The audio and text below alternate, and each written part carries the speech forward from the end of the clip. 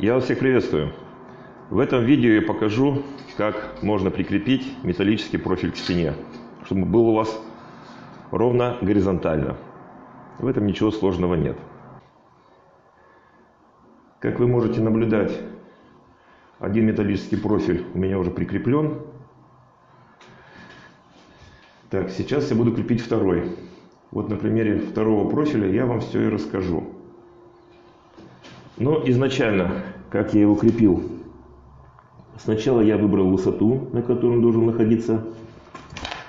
Загнал один дюбель, просверлил отверстие и поставил один дюбель. Потом с помощью уровня разметил и поставил второй дюбель. Так как профиль достаточно длинный и он гнется, поэтому я начинал от середины. И у меня, в принципе, все очень удачно и хорошо получилось. Так, на стыке, чтобы не было нахлеста, я срезал где-то под 45 градусов профиль. У меня пойдет один к другому. Для чего я креплю в данном случае профиль к стене? У меня здесь дальше будет укладываться плитка на стену. Чтобы плитка лежала ровно, я креплю металлический профиль ровно и горизонтально. Потом я буду укладывать плитку на пол и, подрезая первый ряд плитки, буду укладывать первый ряд плитки. Вот таким вот образом. Профиль мне именно для этого и необходим. Вот таким вот образом плитка пойдет. И дальше вверх. Так как первый профиль у меня уже уложен, второй профиль я буду уже укладывать от первого профиля. То есть у меня профиль будет укладываться горизонтально и в привязке с первым профилем. Итак, что я сейчас делаю?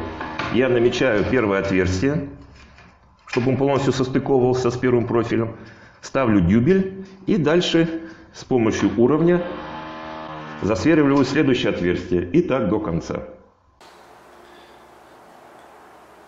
Как вы можете наблюдать, уровень я установил, как я вам рассказывал выше. Сначала я установил один дюбель, потом второй дюбель, используя два уровня.